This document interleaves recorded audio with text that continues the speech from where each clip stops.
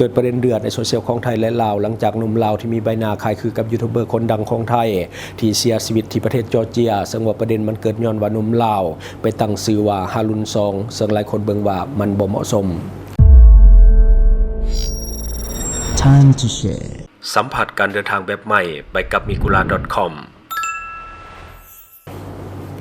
สวัสดีท่านผู้ชมกลับมาพบกับรายการทำชูแสสลับโฮข่าวที่เราอยากจะนำเสนอในวันนี้ก็คือเกี่ยวข้องกับเรื่องของประเด็นเดือดในโซเชียลของลาวและไทยซึ่งว่าตอนนี้กลายเป็นข่าวที่สำนักข่าวน้อยใหญ่ในประเทศไทยได้นำเสนอข่าวนี้ก็คือเกิดประเด็นเดือดเนาะก็คือหนุ่มลาวที่ว่ามีใบหน้าคล้ายคือกับยูทูบเบอร์คนดังของไทยก็คือฮารุนโซโลเนาะที่ว่าเพิ่นไปเสียชีวิตอยู่ประเทศจอร์เจีย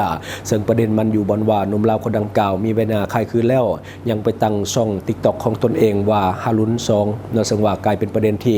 ชาวไทยเนาะก็คือบ่ค่อยพอใจปานใดกับเหตุการณ์ที่ว่ามันเกิดขึ้นเพราะว่าเป็นการบ่ให้เกียรติคนตาย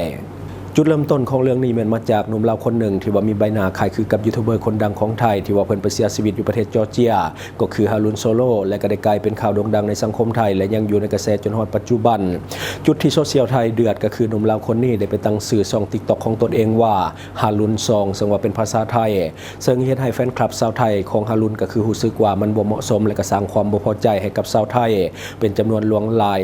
เห็นได้จากคอมเมนต์ที่ว่าท้าโถมเข้ามาในคลิปต้นเรื่องที่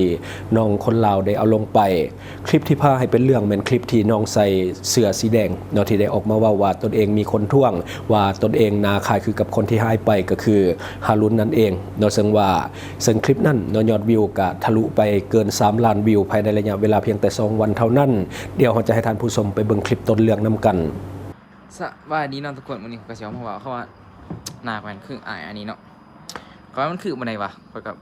งงคือกันเขาไปหันมานี้เขาก็ว่าหน้าคืออายผู้เราให้ตัวไปเราให้ตัวไปเขาก็งงคือแนวใดเขาจะสิบกาวออกแต่เหือนแน่นอนเขาถ่วงลายเขาว่าหน้าคือผู้นี้เขาก็งงเกินในใจเขาว่าในให้ตัวมันอยู่ลาวมันโบแมนเนาะมันคือซื่อๆที่บอกค่อยก็งงและที่ผ่านไปก็เป็นคลิปต้นเรื่องเนาะที่พาให้เป็นประเด็นและก็กลายเป็นข่าวโด่งดังบ่ว่าจะช่องทีวีหรือว่าโทรภาพอย่างต่างๆก็เอาไปนำเสนอเรื่องนี้จากคลิปดังกล่าวเนาะมีผู้เข้ามาแสดงความคิดความเห็นสูงถึง 6,607 คอมเมนต์และก็คอมเมนต์ส่วนใหญ่ก็ออกไปทางตำหนิเจ้าของช่องว่ามันบ่เหมาะสมที่ว่าไปตั้งชื่อว่าฮารุนซองเป็นภาษาไทยมันเหมือนกับว่าบ่ให้เกียรติคนที่ว่าเสียชีวิตไปแล้วและมันเหมือนใส่ชื่อเสียงของคนที่ล่วงลับไปแล้วมาทำมาหากินส่วนตัวซึ่งตอนนี้กลายเป็นข่าวเนาะก็คือว่าเป็นข่าวใหญ่พอสมควรในไทยเพราะว่ามีสำนักข่าวต่างๆนำเรื่องนี้ไปเผยแพร่หลาย2ทางทั้งโทรทัศน์และก็ทางสื่อสังคมออนไลน์ยังเห็นให้ผู้คนจำนวนหลายได้เข้าไปเห็นข่าวและก็เข้ามาชมคลิปของหนุ่มลาวคนนี้หลายขึ้น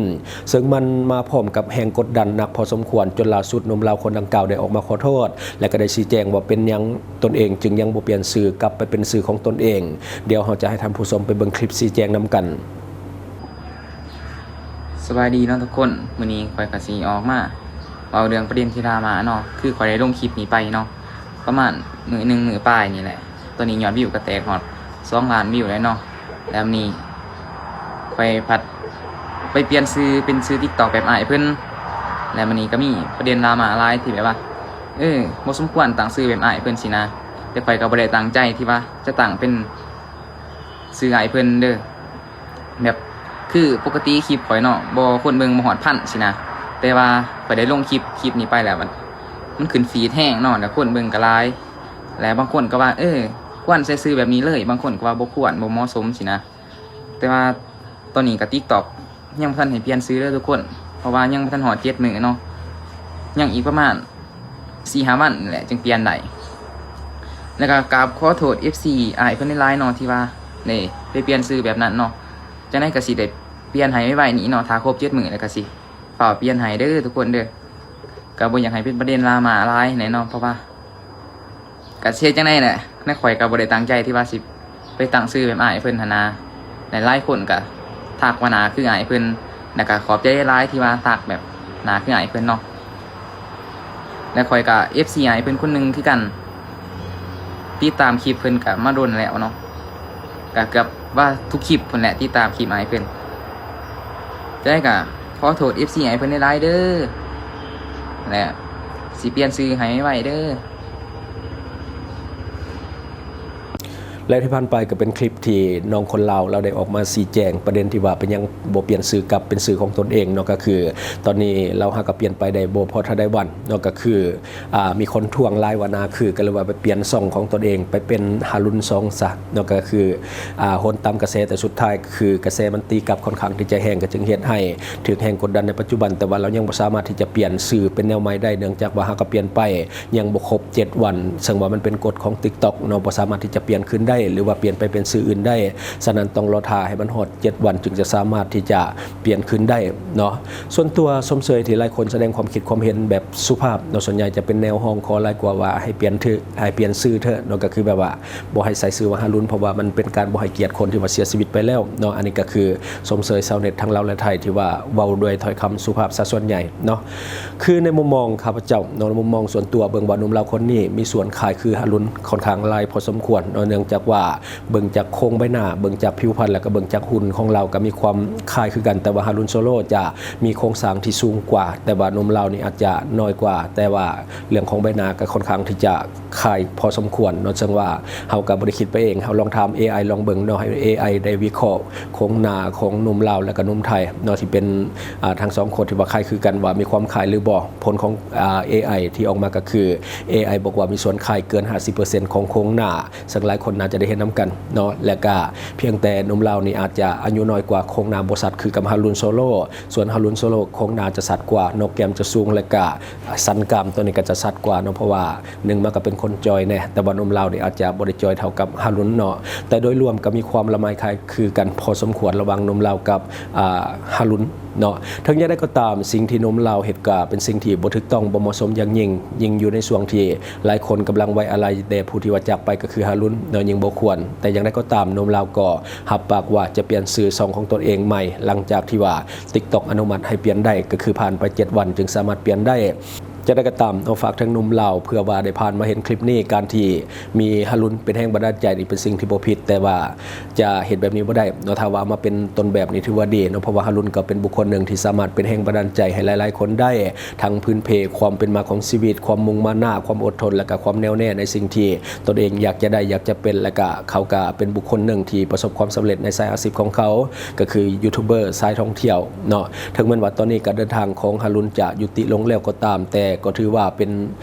เราไปได้ไกลแล้วและก็ประสบความสำเร็จหลายในสายอาชีพเพราะว่าจนมาถึงตอนนี้ก็ยังบ่มียูทูบเบอร์คนใดของไทยหรือว่าบริษัทใดของไทยที่จะเห็นได้เท่ากับฮารุนเพราะว่าเราจะไปในสถานที่แปลกๆที่บริษัทอื่นเขาบ่ถึงและก็ยูทูบเบอร์คนอื่นเขาบ่ถึงเนาะที่ว่าเป็นบุคคลหนึ่งที่มีความกล้าหาญและก็มีความสามารถที่จะเข้าถึง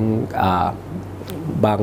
ศอกหลืบของมุมโลกที่หลายคนไปบ่ถึงเนาะตัวอย่างคือไปหาคนชนเผ่าหรือว่าอยู่กินกับคนชนเผ่าอันนี้เป็นสิ่งที่ยังบ่เคยเห็นยูทูบเบอร์คนใดเฮ็ดได้เท่ากับฮารุนเนาะจะได้ก็ตามแสดงความเสียใจกับครอบครัวของฮารุนด้วยและก็เฮาก็เป็นแฟนคลับตั้งแต่พุ่นละตั้งแต่สมัยตั้ง2ใหม่ๆย้อนผู้ติดตามยังบ่ถึงแสนด้วยซ้ำเนาะแต่ว่าก็ติดตามมาโดยตลอดจนถึงปัจจุบันเนาะน่าเสียดายที่ว่าคนเก่งๆก็จากไปก่อนวัยอันควรเนาะเพราะว่ายูทูบเบอร์นี่ก็ทุกคนน่ะก็ถือว่าเบิ่งทรงเรานะเฮาก็เบิ่งมาโดยตลอดเนาะอันนี้คือจบไปเนาะเรื่องของหนุ่มลาวที่ว่าเป็นดราม่าที่กำลังเป็นกระแสในข่าวไทยในปัจจุบันเนาะบัดนี้มาต่ออีกข่าวนึงก็คือแก๊งยาเสพติดฝั่งลาวก็คือแตกกระเจิงหลังจากที่ตำรวจของไทยได้บุกจับในขณะที่กำลังลักลอบขนส่งยาไอซ์จำนวนมหาศาลเข้าสู่ประเทศไทยวันที่2สิงหาคม2026เจ้าหน้าที่ของไทยได้ร่วมแถลงข่าวผลการยึดยาเสพติดประเภทหนึ่งก็คือยาไอซ์น้ำหนักก็คือ300ขออภัยจำนวนคือ300 ถุงน้ำหนักรวม300 กิโลกรัมมูลค่าประมาณ60 ล้านบาทหลังจากเจ้าหน้าที่สามารถสกัดขบวนการลักลอบลำเลียงยาเสพติดขามชาติได้ก็คือบริเวณแคมป์แม่น้ำคลองบ้านดอนแพงตำบลบ้านแพงอำเภอบ้านแพงจังหวัดนครพนมปฏิบัติการครั้งนี้เป็นผลมาจากการบูรณาการร่วมกันของตำรวจตระเวนชายแดนและหน่วยงานความมั่นคงเพื่อที่จะเฝ้าระวังและก็สกัดกั้นการลักลอบขนส่งยาเสพติดตามแนวชายแดนก่อนหน้านี้ในวันที่1สิงหาคม2026เจ้าหน้าที่ได้รับแจ้งจากสายข่าวว่า ว่าจะมีการลักลอบขนยาเสพติดจากฝั่งสปปลาวเข้าไปยังฝั่งประเทศไทยผ่านเขตแคมแม่น้ำคองบ้านดอนแพงอำเภอบ้านแพงจึงได้วางกำลังเฝ้าซุ่มติดตามสังเกตการณ์ในพื้นที่เป้าหมายจนกระทั่งเวลาประมาณ20 โมงเวลากลางคืนแล้วก็คือเจ้าหน้าที่ได้ยินเสียงเรือจักรเข้ามาจอดที่ฝั่งแม่น้ำคองฝั่งไทยก่อนที่เรือลำดังกล่าวจะเล็งความไวหลบหนีกลับไปฝั่งสปปลาวหลังจากเข้ากวดสอบบริเวณดังกล่าวเจ้าหน้าที่พบกระสอบสีดำก็คือ9 กระสอบและก็ถูกทิ่มไว้อยู่แคมป์ตะลิงภายในบรรจุยาไอซ์300 ถุงน้ำหนักรวมประมาณ300 กิโลกรัมต่อมาเจ้าหน้าที่ได้เฝ้าสังเกตเพื่อรอท่าผู้มาหับของกลางแต่ว่าบ่พบผู้ใดมาหับจึงได้เข้ากวดยึดของกลางและนำไปตรวจสอบด้วยน้ำยาทดสอบเบื้องต้นผลการยืนยันว่าเป็นยาไอซ์จากนั้นเราได้ส่งมอบของกลางให้กับพนักงานสอบสวนสถานีตำรวจบ้านแพงเพื่อดำเนินคดีพร้อมทั้งเล็งสืบสวนขยายผลติดตามผู้ร่วมกระบวนการมาดำเนินคดีตามกฎหมายผู้ว่าราชการจังหวัดนครพนมได้กล่าวว่าผลการกวดยึดในครั้งนี้สะท้อนให้เห็นถึงความร่วมมืออย่างใกล้ชิดระหว่างตำรวจตระเวนชายแดนและหน่วยงานความมั่นคงของทุกภาคส่วนในเรื่องของการสกัดกั้นและต้านการลักลอบลำเลียงยาเสพติดตามแนวชายแดนพร้อมยืนยันว่าจะสืบต่อปราบปรามเครือข่ายค้ายาเสพติดอย่างจริงจังเพื่อบ่ให้ประเทศไทยกลายเป็นเส้นทางผ่านของขบวนการค้าขายยาเสพติดข้ามชาติและสร้างความปลอดภัยให้แก่พ่อแม่ประชาชนอย่างยืนยงอันนี้ก็คือในของข่าวเนาะเพราะว่าพอค้ายาเสพติดส่วนใหญ่เขารวยเนาะเพราะว่าเขาคนแต่ละครั้งนี่มูลค่ามหาศาลเนาะนับ60 ล้านบาทนี่ถือว่าบ่ธรรมดาเนาะบัดนี้มาต่ออีกข่าวนึงก็คือกองบัญชาการป้องกันความสงบของเมืองทงมีไซศึกษาอุโหมวัยหนุ่มเป้าหมายที่ว่าหลักดื่มพวกยาเสพติดที่เป็นคอลลาเจนและการนำกระท่อมในวันที่30 กรกฎาคม ปี 2026อยู่ที่ค่ายคุ้มขังดัดสร้างกองบัญชาการปกสเมืองทงมีไซแผนกตำรวจที่ขึ้นกับกองบัญชาการปกสเมืองทงมีไซได้ศึกษาอุโหมสาวหนุ่มวัยหนุ่มเป้าหมายที่ว่าลงผิดในการมั่วสุมดื่มนำกระท่อมและคอลลาเจนจำนวน11 คนโดยการเข้าร่วมของทานพันตรีวานอินทวงศ์หัวหน้าแผนกตำรวจกองบัญชาการปกสเมืองทงมีไซมีพนักงานวิสาสะเฉพาะองค์การปกครองบ้านผู้ปกครองพร้อมด้วยสาวหนุ่มวัยหนุ่มที่มั่วสุมดื่มคอลลาเจนและนำกระท่อมเข้าร่วมโอกาสนี้ทานพันตรีวานอินทวงศ์ได้ให้รู้ว่าในครั้งวันที่18 มิถุนายน 2026เจ้าหน้าที่แผนกตำรวจกองบัญชาการปกสเมืองทงมีไซสมทบกับแขนงการที่เกี่ยวข้องลงกวดการสถานที่มั่วสุมตามจุดต่างๆอยู่ในเขตเทศบาลเมืองทงมีไซผ่านการลงกวดการได้พบเห็นและกักตัวกลุ่มสาวหนุ่มวัยหนุ่มมั่วสุมดื่มคอลลาเจนและนำกระท่อมได้จำนวน11 คนจากนั้นก็ได้ผ่านแจ้งการของรัฐมนตรีกระทรวงป้องกันความสงบเลขที่13ลงวันที่14 กันยายน 2022เรื่องของการเพิ่มทวีการควบคุมและการสกัดกั้นการปลูกการผลิตการปรุงแต่งการสวมใส่การค้าขายการจำหน่ายการขนส่งการมีไว้ในครอบครองการนำใส่ส่งออกพื้นที่ว่ามีสารเสพติดหรือว่าผลิตภัณฑ์ที่มีส่วนผสมของสารตั้งต้นและสารเสพติดประเภทต่างๆโดยบ่ถูกต้องตามกฎหมายคำสั่งขององค์การอัยการประชาชนสูงสุดเลขที่066/อปสลงวันที่30 มีนาคม 2023เรื่องของการดำเนินคดีต่อกับผู้ปลูกผลิตปรุงแต่งค้าขายจำหน่ายขนส่ง